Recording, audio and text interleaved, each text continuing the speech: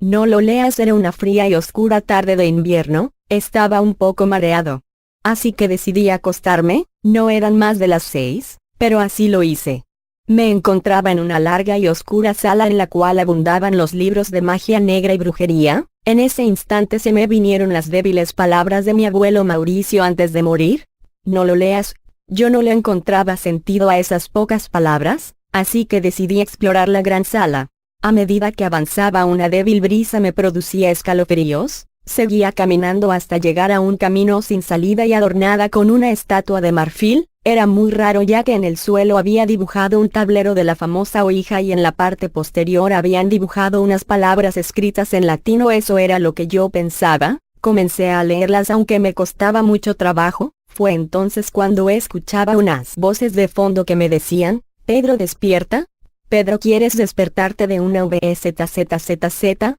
De repente di un sobresalto y mi madre y yo nos pegamos un chocazo en la cabeza y a ambos nos salió un gran chichón.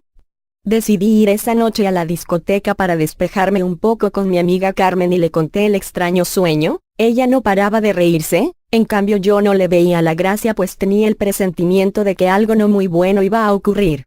No paraba de pensar en las dichosas palabras de mi abuelo, así que decidí preguntarle a mi padre la causa del fallecimiento de mi abuelo. Se quedó muy pensativo durante varios segundos y me dijo que eso ya me lo iría contando con el paso de los años, pero yo le dije que quería saberlo en este mismo instante, pues una cosa muy extraña relacionada con sus últimas palabras me estaba ocurriendo y me preguntó qué era y de nuevo expliqué mi sueño y se dio la vuelta sin decirme palabra en el resto de la mañana.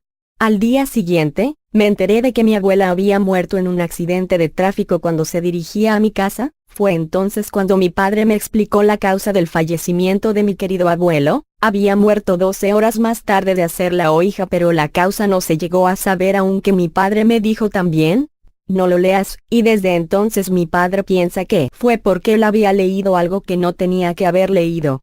Yo también lo pensé y en este mismo instante vi una sombra pasar a mi lado. El miedo me invadió de repente, no podía moverme, quería seguir a la sombra pero algo en mi interior me decía que no lo hiciera. Me armé de valor y la seguí. Salió de mi casa y me llevó a un lugar en el cual yo nunca había estado. Otra sombra pasó por mi lado y sentí un gran escalofrío como el que sentí en aquel sueño tan extraño. La sombra entró en una casa totalmente deshabitada. Yo tenía más miedo que antes y sin saber por qué me desmayé y mi cabeza pegó un porrazo contra el duro asfalto de la carretera. Hacía mucho frío. Allí estaba mi abuelo. Corría hacia él pero era imposible alcanzarlo. A medida que corría, su cuerpo se alejaba más y más, y solo escuché unas palabras que me dijeron: no te comuniques con mi mundo, es muy peligroso. Ya lo entendía, todo encajaba. Mi abuelo se encontraba encima de un misterioso tablero que era el de la Ouija y este me quería decir que no jugará con esas cosas.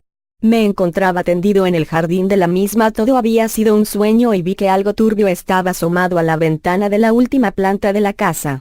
Me armé de valor y decidí entrar. Me encontraba en la famosa sala y todo estaba ahora lleno de extrañas sombras que se movían con una gran lentitud. Estando ya encima del tablero donde pude distinguir las extrañas palabras que mi abuelo me dijo que no leyera, pero no le eché cuenta y las leí. Sentía como si mi alma no pudiera con mi cuerpo. Estaba muy cansado. Sentía como si me rajaran todo el cuerpo, como si me quitaran la vida, y así fue. Allí estaba mi abuelo riéndose a carcajadas. Yo no lo entendía, pero fue cuando él gritó las mismas palabras que estaban escritas sobre el tablero.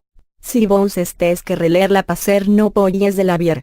Ahora sí que lo entendía todo. Mi abuelo sabía que más tarde o más temprano las leería, pues el ser humano es así de curioso y estúpido, así que dijo que no lo leyéramos para hacer que pareciera que era muy inocente y que quería salvarnos. Pero allí estaba yo muerto sin poder hacer nada y mis últimas palabras fueron: no lo leas, esperando que otro tonto lo leyera para reencarnarme en su propio cuerpo.